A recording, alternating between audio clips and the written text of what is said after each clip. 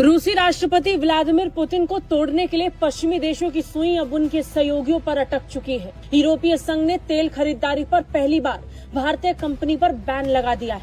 यूरोपीय संघ को लगा कि उसके इस कदम से भारत टूट जाएगा, लेकिन ऐसा नहीं हुआ।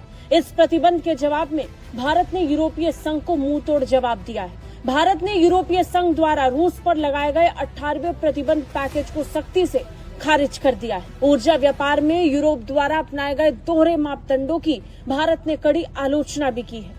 तो आप थिंक टैंक्स को भी इन्फ्लुएंस करेंगे। हिंदुस्तान की लॉबी के बारे में जरा बड़े खदशात है पाकिस्तान में कि भाई पैसा बहुत है, वहां पे बड़े मुनज्जम है। Is that a factor in your estimation कि ये चैलेंज हो सकता है आपके लिए? ये बिल्कुल चैलेंज तो है। देखें, मंत्रालय के प्रवक्ता रणधीर जायसवाल की तरफ से बयान जारी करते हुए बताया गया कि हमने यूरोपीय संघ द्वारा घोषित ताजा प्रतिबंधों पर ध्यान दिया है। बयान में कहा गया कि भारत किसी भी एक तरफा प्रतिबंधात्मक उपाय का समर्थन नहीं करता है। हम एक जिम्मेदार देश हैं और अपने सभी अंतर्राष्ट्रीय कानूनी दायित्वों का पूरी तरह से पालन करते हैं। भारत ने ये भी दोहराया कि ऊर्जा सुरक्षा देश की नागरिकों की बुनियादी जरूरतों को पूरा करने के लिए अत्यंत महत्वपूर्ण है और इस पर कोई समझौता नहीं किया जा सकता। विदेश मंत्रालय ने साफ साफ शब्दों में कहा है कि हम ये स्पष्ट करना चाहते हैं कि ऊर्जा व्यापार में दोहरे मापदंड स्वीकार्य नहीं है। पाकिस्तान का फॉरेन मिनिस्टर कौन था? बिलावल इसाक डार। इंडिया का फॉरेन मिनिस्टर कौन है? जयशंकर। आपको मालूम है टर्किश फॉरेन मिनिस्टर कौन है? हकान फिदान। उनकी टर्किश इंटेलिजेंस का जो हेड था उसको फॉरेन मिनिस्टर लगाया उन्होंने। दुश्मन रियल सोल्जर्स ला रहा और आप हिजड़े खड़े किए हो सामने आपने, तो उस जंग का अंजाम क्या होगा? मतलब मैं कुछ is there anything left to say? ये सब बातें सबको पता है, इन लोग हिंदुस्तान क्या कहते हैं। बहरहाल कहने की बात है कि किसको नहीं पता है भाई।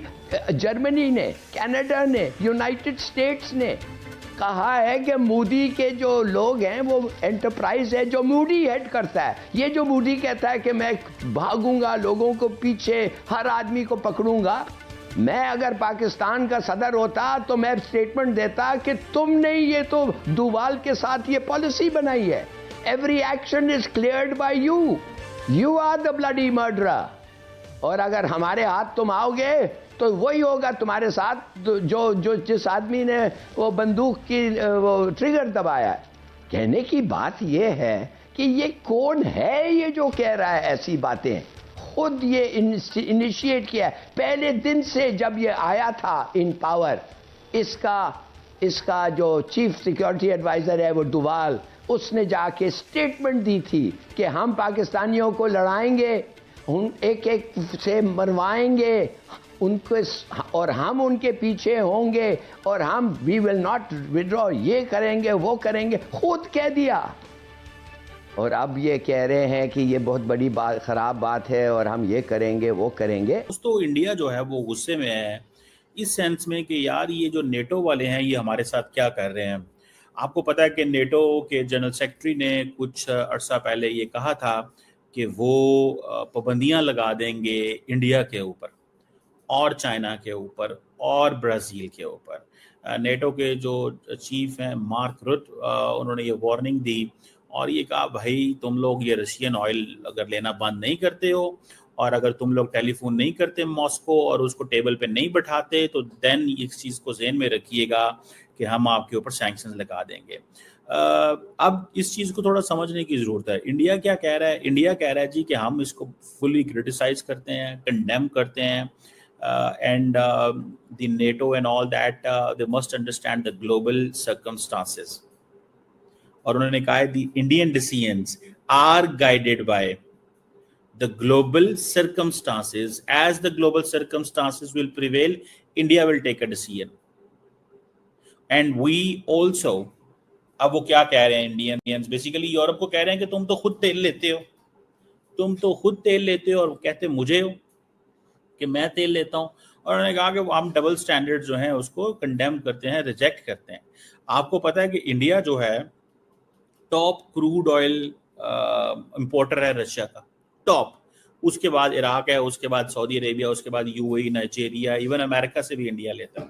साल के आखिर में it can go to $20 billion within 2 years period. India की कितनी एक्सपोर्ट है आईटी की? $100 billion के आसपास है जुबैर साहब। इंडिया $150 billion से इमेजिन $150 billion सिर्फ आईटी की एक्सपोर्ट है। हम पूरे मुल्क में $30 billion एक्सपोर्ट करके हम भंगड़े डाल रहे होते हैं कि वो जी पूरी मुल्क $30 बिलियन पे पहुंच गए जी, अगर पहुंचे तो। अब जो हमारे पास लोग आते हैं वो क्या कहते हैं कि जी हमारे ऊपर आपने टैक्स लगा दिया। स्वागत है दोस्तों, देश के आवाज़ चैनल में आपका स्वागत है। आप तो मेरी वीडियो पूरी देखते हो लेकिन मेरे चैनल को सब्सक्राइब नहीं करते हो, तो प्लीज़ मेरे चैनल को सब्सक्राइब कीजिए और मेरे आने वाले वीडियो के लिए नोटिफिकेशन बटन दबाना मत भूलिए। जय हिंद, जय भारत, वंदे मातरम। इंडिया जो चीज प्रोजेक्ट कर रहा है इंटरनेशनल कम्युनिटी को, यह बता रहा है कि उनकी जो इकोनॉमी है वो प्राइम मिनिस्टर मोदी जो है उसने बड़ी ट्रांसफॉर्मेशन ले आए हैं। This is what they are telling कि जी अब and then there is a lot of data which is there. For example हर बंदा ये कह रहा है कि इट इज ग्रोइंग एट 8.5%। जो इसकी जो ग्रॉस डोमेस्टिक प्रोडक्ट है that was for the October December quarter जो थी, वो कहते हैं बहुत सारे इकोनॉमिस्ट इससे परेशान हो गए बिकॉज ये 8.4% पे थी। और बहुत सारे जो फोरकास्टर्स होते हैं जो इस तरह की चीज़ों को फोरकास्ट करते हैं, they thought that it will be around 7% for that quarter. और ये क्वेश्चन ये है कि अगर 8% या 8.4% पे जा रहा है तो आप इमेजिन करें कि अमेरिका कितने परसेंट पे जा रहा है, चाइना कितने परसेंट पे जा रहा है। बट उनकी इकोनॉमी का साइज बड़ा है इसलिए वो थोड़ा भी चलें तो दैट्स फाइन, क्योंकि इंडिया की इकोनॉमी अभी 4 ट्रिलियन पे है, अमेरिकन कहाँ पे अभी 20 ट्रिलियन 21 ट्रिलियन पे हो, तो फर्क तो होता ही है।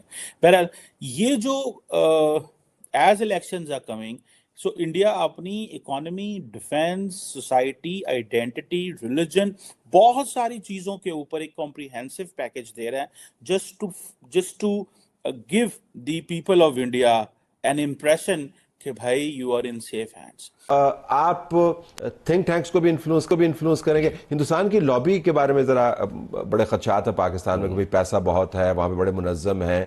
Is that a factor in your estimation कि ये चैलेंज हो सकता है आपके लिए? नहीं, बिल्कुल चैलेंज तो है। देखिए, आप तो मेरी वीडियो पूरी देखते हो लेकिन मेरे चैनल को सब्सक्राइब नहीं करते हो, तो प्लीज़ मेरे चैनल को सब्सक्राइब कीजिए और मेरे आने वाले वीडियो के लिए नोटिफिकेशन बटन दबाना मत भूलिए। जय हिंद, जय भारत, वंदे मातरम।